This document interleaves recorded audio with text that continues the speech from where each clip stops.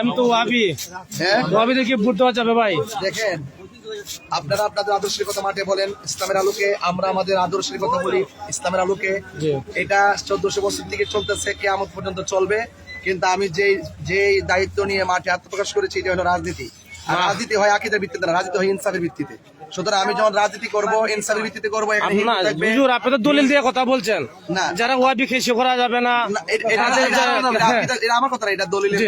এটা হলো যাদের আকীদার মধ্যে কোনো আমার মতো থাকে, এটা আল্লাহর হাবিব সাল্লাল্লাহু আলাইহি ওয়াসাল্লাম নিজে বলছেন। আপনি তো ওইজন না, আপনি তো ওইজন ওয়াবির জানাজা যখন যেত না, ওয়াবির সাথে তোমার সাহায্য যেত না, ওয়াবির সাথে যাচ্ছে তখন যাবে না, এগুলো তো আপনি বলছেন না। এটা কেন বলছেন আমি বলবো, বলেন। আপনি যাদের আকীদাতে সমস্যা থাকে, যাদের আকীদায় প্রবলেম, তাদের সাথে যে সম্পর্ক রাখা যাবে না, এটা কিন্তু আমার কথা না, এটা রাসূল পাক সাল্লাল্লাহু আলাইহি ওয়াসাল্লাম উনার বুঝো লাগবে। এটা বুঝে জন্য বলছেন, এটা তো আপনি বুঝো লাগবে, তাইলে মনে আপনি বুঝেন না। বুঝে বেলা লাগবে কেন?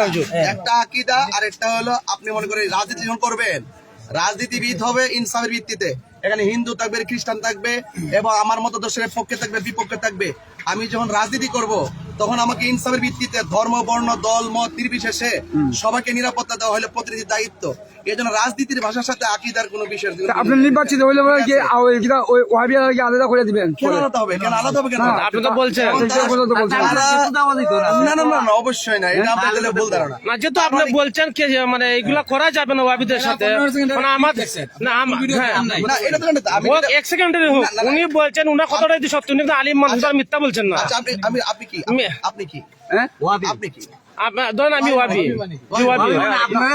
যারা আপনার মত আদেশের বিরুদ্ধে তারাই আপনারা ওয়াবি বলেন। আমার মত আদেশের বিরুদ্ধে জি, আপনার যে আকীদাতে চলেন, এই আকীদার বিরুদ্ধে যারা চলে, আপনি তাদেরকে ওয়াবি বলেন। আচ্ছা, যারা আমাদেরকে তো অনেক মাজার পূজারি বলে, যারা কেন বলে? আমাদের বিপরীতে যারা যেমন আমাদের বলতে পারে, আমরা তো খেসিবেলা আত্মীয়তা আমরা নিষেধ করি না, তাদের লেগে ঘোরা যাবে না। আমি শেষ করি, আমরা তাদেরকে বুঝে আমাদের লাইনে আনো। মানুষ তো আকীদা বুঝেন কম, এই জন্য হয়তো বুঝতেছেন আর। কিন্তু আপনি যদি আলেম হইতেন, তাহলে বিষয়টা বুঝতেন। যারা মাজার পূজারি বলে, তাহলে যারা বলে তারা যদি নির্বাচনে আসে, তাহলে তারা কি আমাদেরকে কি ফেলে দিবে? তারা প্রতিনিধি হলে তারা আমাদেরকে দেখা তাদের দায়িত্ব।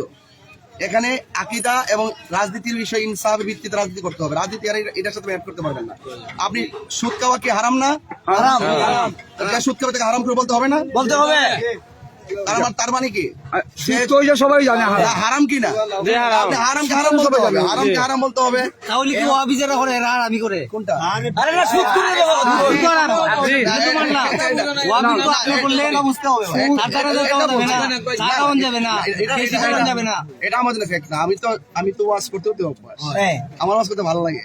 ধন্যবাদ। ওয়াহাবি মানে কি? ওয়াহাবি মানে হলো ইবনু আব্দুল ওয়াহাব নজদি, যে ব্যক্তি সাহাবায়ে কেরাম এবং ১,৫০০ বছর ধরে রাসূল কারীম সাল্লাল্লাহু আলাইহি ওয়াসাল্লাম সব দেশের জন্য, ইয়ামান দেশের জন্য দোয়া করলেন, কিন্তু নজদের জন্য দোয়া করেন নাই। রাসূলকে প্রশ্ন করা হয়েছে, আপনি নজদের জন্য দোয়া করলেন না কেন? তখন বলছে যে এখান থেকে একজন লোক বের হবে যে আমার দ্বীন মাযহাবের উপর অ্যাটাকিং করবে।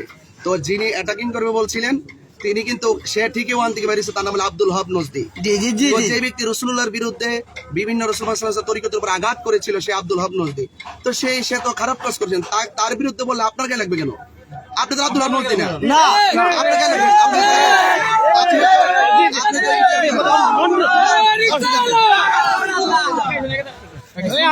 আমরা স্লোগান দিচ্ছেন দেখি, আমরা স্লোগান উনি একজন আলিম, মসজিদ চিনব কিভাবে? আমরা মসজিদ চিনব কিভাবে? না, আমরা জানি যে আমরা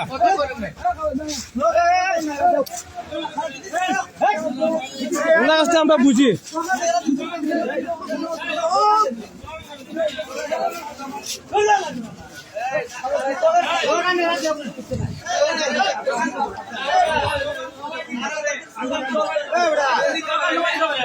নারায়ে তাকবীর চলবে।